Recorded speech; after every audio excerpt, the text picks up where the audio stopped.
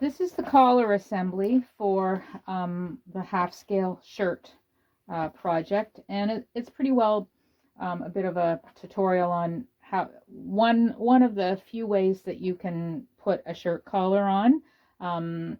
There's different methods, different types of interfacings that are used in shirts. For this example, I'm going to be interfacing the collar stand piece. So I've cut two of these pieces out. Here's two of my pieces. So one of them I am going to interface, and the piece that I'm going to interface is the piece that is actually going to sit next to the neck. Now I like that piece interfaced simply because it kind of holds a little bit more of the weight of the collar on it. It's right next to your neck, so it's a little bit crisper. It's a personal preference. Some people prefer to interface the back side, which is the side that is exposed when the shirt collar is up in the back. Same with the top collar. For this demonstration, I'm not interfacing it, but a lot of tutorials that you'll see, especially on YouTube, and that they do recommend that you interface the top collar. The reason for that is the top of it, the collar, is what's exposed. So if it's interfaced, it's nice and crisp and it's nice and smooth. So, you know, it's a personal preference thing. I guess I use the fabric as a guide as to what parts I'm going to interface. We also have an undercollar piece. Now, some collars don't have an undercollar separate from the top or upper collar. They're both cut the same. For this shirt, we've got an undercollar piece, and it's cut in two pieces, and it's cut on the bias. So you can see the grain line here. So if you imagine that when this is laid out on the fabric, this is following the grain. This is also following the grain, but now our collar is being cut on an angle. That gives it a little bit of stretch, because after we get it sort of the interfacing in it, or we get the center seam done, whatever we're doing with it, and whatever we're doing with the upper collar, we lay one on top of the other, and we're going to trim a little bit around this under collar to make it just slightly smaller. And the reason behind that is we want to curl this upper collar, the seam. We want it to come a little bit towards the back so that it's not visible. It gives a nice clean look on the top of the collar, which is the part that's exposed. So I'm just going to move my pieces out of the way, and I will show you. There's my one piece. Here's my under collar pieces that I have interfaced. Now, I didn't bother interfacing in the 5/8 seam. It's, if you decide you're not going to do that, you just have trim out the 5/8 seam. You don't really need interfacing in there. That's going to be stitched.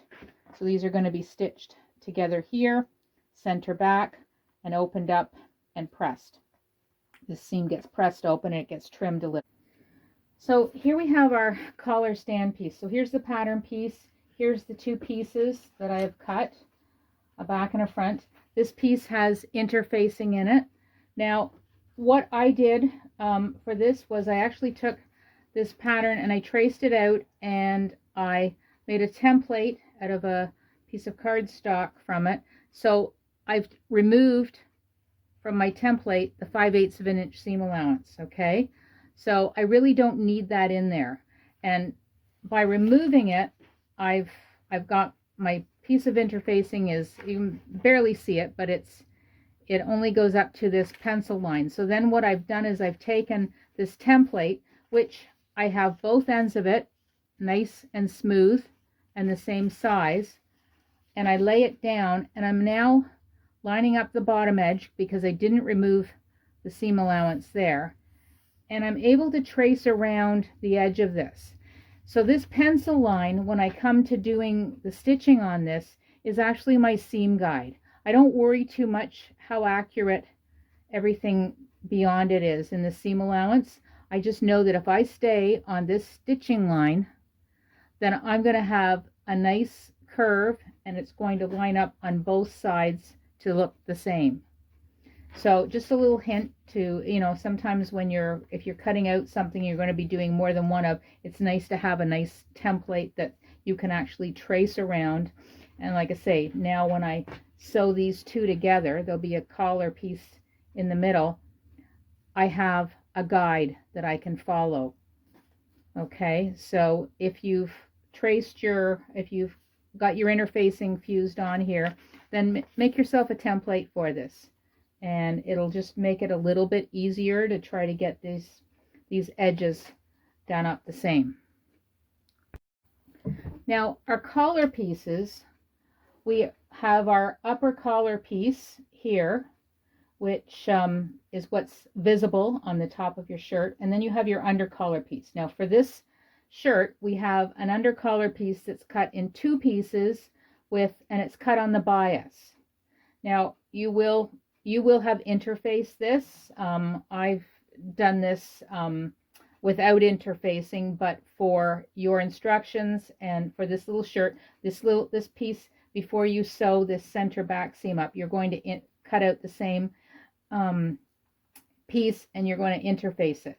Then you're going to sew up your back seam at 5/8 of an inch. You're going to press it open like I have, and you're going to trim it down so that each seam allowance is only 3/8 of an inch.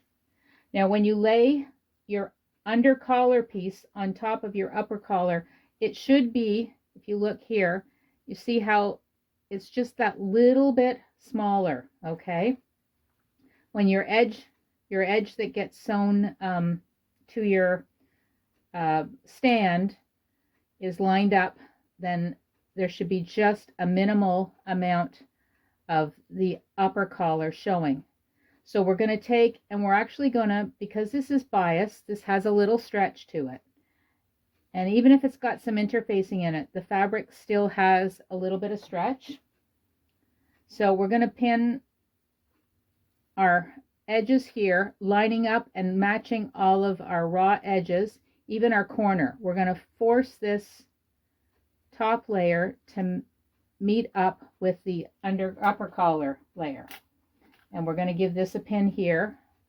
We're going to pin the center, and if you look from the back, you can see how the upper collar is actually that little bit bigger, and the under collar piece can actually, because of the bias, can actually stretch to fit it. So you're going to pin all the way around. You're going to pin the center. You're going to go down here to the other side, and you're going to line up this edge as well up here, and then you're going to go to the bottom and you're going to line up that edge. You're going to pin it. So when you stitch around, when you come to the corner, you have your needle down, you lift up your presser foot, and you turn, and you continue stitching. And this has a 5/8 of an inch seam allowance. So we're going to take this to the machine and do that right now.